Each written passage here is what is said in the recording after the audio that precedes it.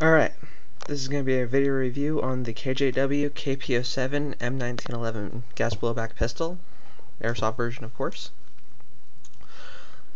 So let me start off by saying that this is a really sweet gun for those of you that actually are thinking about purchasing this.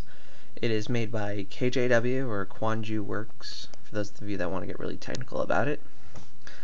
It is a replica of the M1911, or the M45 as some people like to call it, because, well, from what I figured out, the M45 and the 1911 are two different models, but the only thing I can tell that's different by them is the fact that it's got a weird cutout hammer. I shouldn't say weird, but it cuts down on weight, and the fact that it's got an accessory rail on the front right here. So, you know, for attaching lights, lasers, scope mounts, whatever you have. So, that is basically just the difference on it. I have currently had this gun now for 2 months, and I've used it constantly. You can sort of see like some of the dirt and stuff that's all over it, and some of the wear on the barrel right there.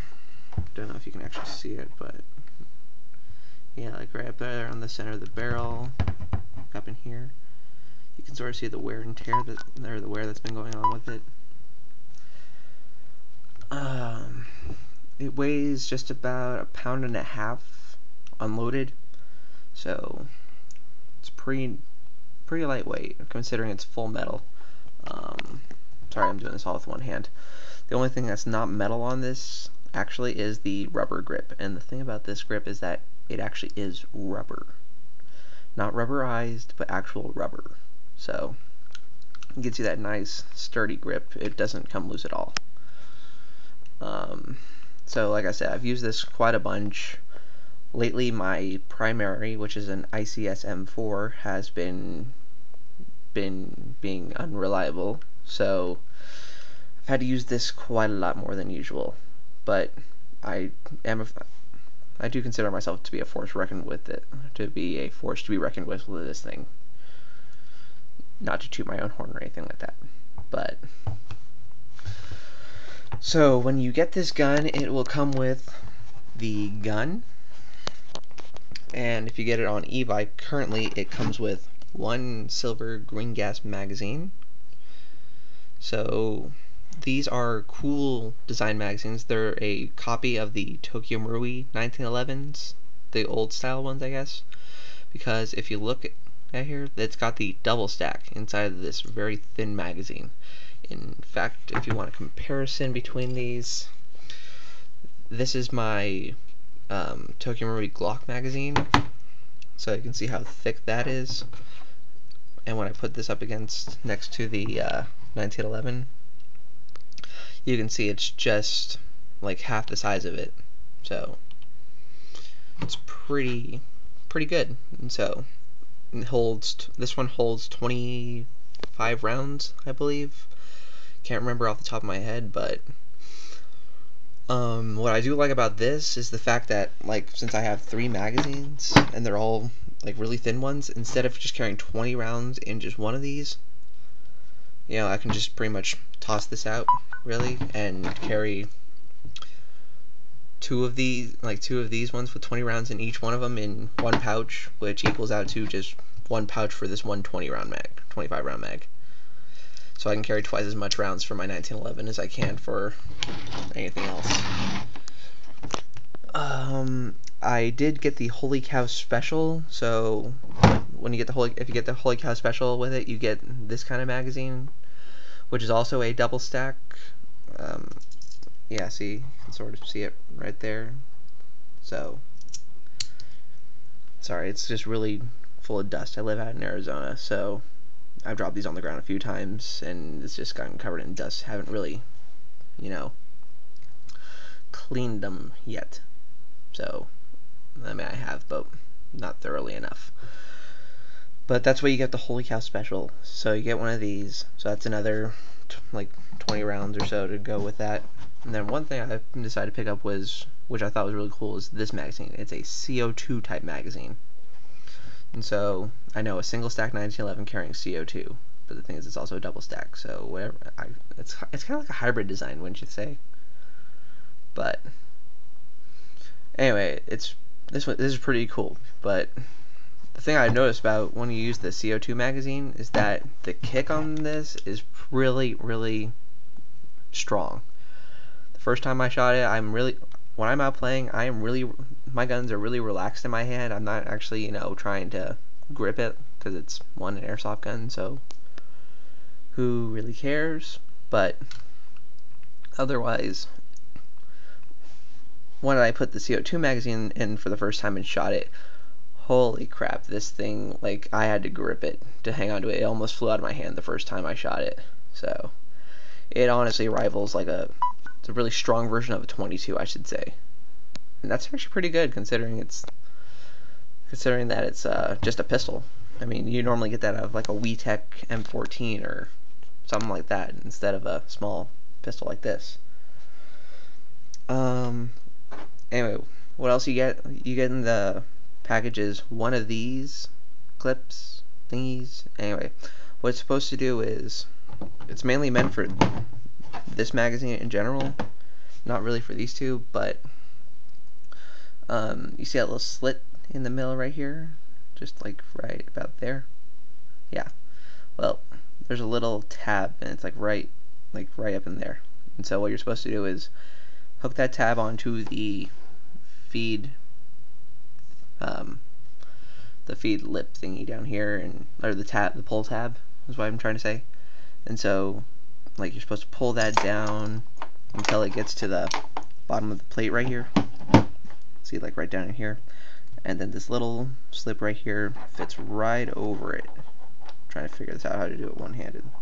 So, but anyway, that way, when you do that, it's supposed to be able to hold your magazine feeder down. So this way, it makes it easier to load your magazines, which is actually pretty good. So, on to more of the gun. Oh yeah, also when you get the CO2 magazine, it comes with a little Allen wrench, okay, because on the bottom here, it runs on an Allen key. So, one thing I have to say is make sure you tighten down this valve, because after a while it starts to leak. I mean, I went 2 weeks ago when I was playing, I put a fresh CO2 cartridge in, one of those little JT ones, 12-gram CO2 cartridges, and so I put one in there, and by the end of the night I hadn't shot it yet, and it was already out of gas. So, and I kind of needed it, but whatever. What are you gonna do? So now on to the gun. So what's cool about this gun? I'm gonna try and see if I can do this real quick. Okay, well, I don't know. I accidentally hit the stop button or pause button. Anyway, but what happens that's pretty cool about this is, okay, when you decide to crap. Okay, you're gonna have to bear with me for a quick second, so just give me a moment. Okay, so sorry about that. So when you look inside here, you see the little nozzle right there. It's supposed to be an upgraded one, so this way it can handle the CO2 right away, which I think is pretty good because, it's, you already know it's upgraded and it's ready to go. So you don't have to worry about anything breaking or spending extra money on buying upgraded parts for it. So that's pretty good. For those of you that do care, the spring guide, it doesn't pop out the front like some of them do. So if that's a problem for you, this might be one to consider getting if you don't like the little spring rod in there. I honestly don't mind. When you look down here, it's got the 3 white dots. So if you set it up just like that, you can sort of see the white dots on the back end, but you can definitely see the one in the front. And there's the white dots if you can see them right there on the top up here. So, but like I said, pretty nice gun. I will probably do another review on the takedown because it kind of takes 2 hands to do this, so I'm trying to just do a review on this with just one. But Oh, one thing I forgot to mention. On here it's got an ambidextrous safety control, so for those of you that are lefties, you can easily switch with this and still use it. So, one other quick note. You might see that the flash hider up here, or the end of the barrel, is orange. Okay, if you get it from Evike, I know for sure the whole front tip up here is going to come painted, like actually painted bright, the blaze orange color. So what I ended up doing was just taking the barrel out and spray painting it black. It might be considered illegal to do that, but you know, I go out to designated fields. I'm not going out and playing in washes or in my backyard with it, so I'm not going to really be worried about the cops coming in and arresting me for it. So anyway, this is a really good gun. If you can see that giant hole right in here, the perfect circle sort of, that is for you to fit the CO2 cartridge into. You know, this way you can actually use it with the CO2 at least. So anyway, you can pick this up on evike.com for about $105. Like I said, I highly recommend this gun to anybody that wants it. It is the best gun I have had to date. I mean, it definitely beats my WeTech 1911 Caspian government model here. And some of my other Glocks that I've had, I'll probably do a review on the new Glock I just got last night, so stay tuned for that. And I might just do a review on this one too, just for the hell of it. But yeah, I'm just gonna do a review on all the guns. But anyway, we're focused on this one right now. So, but like I said, awesome gun. If you want it, it's $105 on evike.com.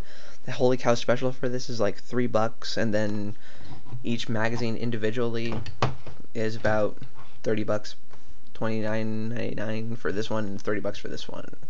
$29.99 for the CO2, $30 for the regular green gas one. This one is also $29.99. Okay, but one thing I need to point out, okay, since it is such a small magazine, it only holds about enough to get off 15 rounds. That could be a con for some of you, might be a pro for others.